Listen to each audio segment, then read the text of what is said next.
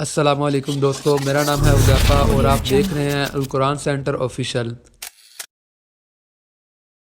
بے عیب اور خوبصورتی کا منظر دیکھ کر ہم اکثر زمین پر جنت کی اصلاح سنتے آئے ہیں، لیکن صرف ایک ہی جگہ ایسی ہے جو کہ روح زمین پر اپنے آپ کو اس طرح کا اعلان کرنے کا حق رکھتی ہے، اور وہ ہے مسجد نبوی صلی اللہ علیہ وسلم۔ سعودی عربیہ کے شہر مدینہ منورہ میں واقع مسجد نبوی اسلام کا دوسرا مقدس ترین مقام ہے۔ یہ تاریخ اسلام کی تیسری اور اس وقت کی دنیا کی سب سے بڑی مسجد ہے۔ وہاں مسجد نبوی کی گہرائی میں جو سبز قلینوں اور لاکھوں کے آنسوں سے ڈھکی ہوئی ہے، جنت کے باغوں میں سے ایک باغ ہے۔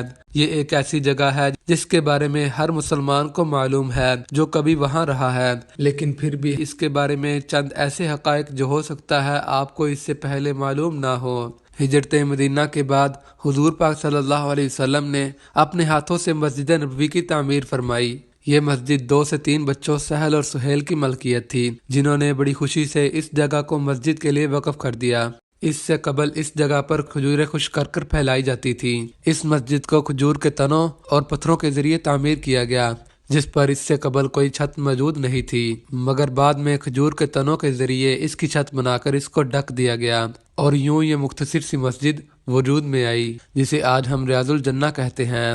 مسجد نبوی وقت کے ساتھ توسیع ہوتی گئی۔ پہلا اضافہ نبی کریم صلی اللہ علیہ وسلم کی زندگی مبارک میں ہو چکا تھا، اور بعد میں خلفائے راشدین خصوصاً حضرت عمر اور عثمان رضی اللہ تعالیٰ عنہ نے مزید اس مسجد میں توسیع کی۔ حضرت عثمان رضی اللہ تعالیٰ عنہ نے پہلی بار مسجد کے آگے برانڈے کا اضافہ کیا اور رنگین پتھروں کا بھی استعمال کیا، اور 707 ہجری میں ولید ابن مالک کے دور میں پہلی بار مسجد کی چاروں طرف مینار تعمیر کیے گئے اور دیواروں اور چھت پر سونے کی ملوہ گاری کی گئی۔ جزیرہ نما عرب میں بجلی رکھنے والا پہلا مقام۔ جب عثمانیوں نے جزیرہ نما عرب میں بجلی متعارف کروائی تو سب سے پہلے جس مقام کو روشن کیا گیا وہ مسجد نبوی تھی۔ بعض حوالوں سے سلطان کو استنبول میں اپنے محل میں مکمل بجلی آنے میں چند سال اور لگے، لیکن اس سے پہلے مسجد نبوی میں مکمل طور پر بجلی آ چکی تھی۔ نمبر 2، موجودہ مسجد پرانے شہر سے بڑی ہے۔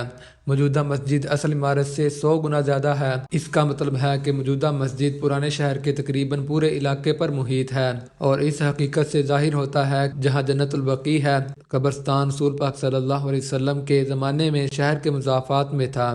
اب اس کی سرحد موجودہ مسجد کے میدانوں سے ملتی ہے۔ مسجد نبوی میں آگ کا لگنا۔ پرانی مسجد کی اکثریت بشمول رسول پاک صلی اللہ علیہ وسلم کا اصل ممبر رسول صلی اللہ علیہ وسلم کے صدیوں بعد مسجد نبوی میں لگنے والی آگ میں جل کر تباہ ہو گیا۔ آپ صلی اللہ علیہ وسلم نے وفات پائی۔ آگ اتنی توسیع تھی کہ رسول اللہ صلی اللہ علیہ وسلم کے کمرے کی چھت اور یہاں تک کہ کچھ دیواریں بھی گر گئیں۔ اس سے 600 سالوں میں پہلی بار آپ صلی اللہ علیہ وسلم کی آرام گاہ ظاہر ہو گئی۔ مسجد نبوی میں پہلے کوئی گنبد نہیں تھا۔ نبی صلی اللہ علیہ وسلم کی وفات کے 650 سال سے زائد عرصے تک آپ صلی اللہ علیہ وسلم کی قبر پر کوئی گنبد نہیں تھا۔ پہلا گنبد ایک مملوک سلطان نے 1279 میں بنوایا تھا اور اسے لکڑی سے بنایا گیا تھا۔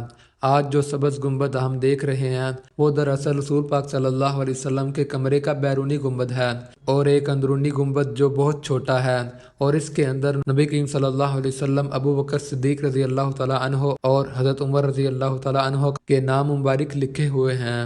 گنبد جامنی رنگ کا ہوا کرتا تھا۔ جی ہاں، جامنی۔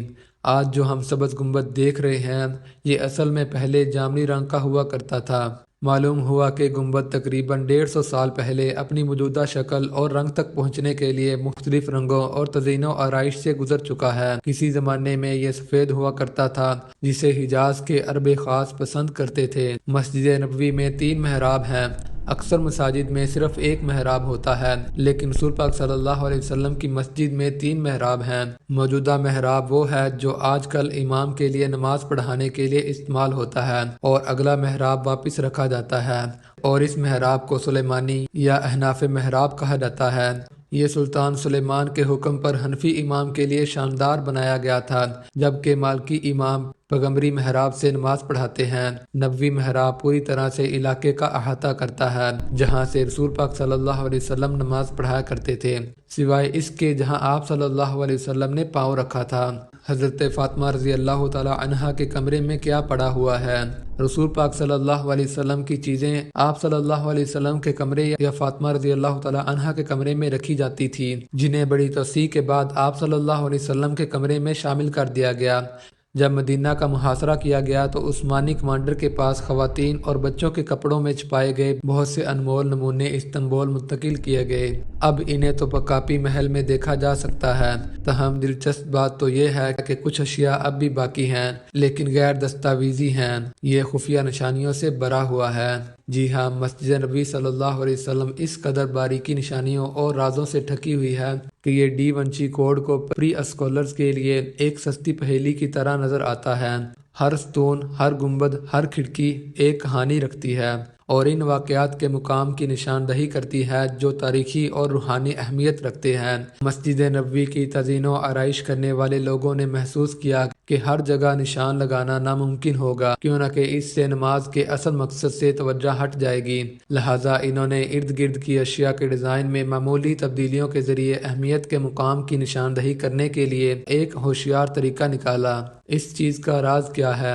خیر، یہ ایک اور دن کی کہانی ہے۔ انشاءاللہ تعالی اس بارے میں بھی بات ہوگی۔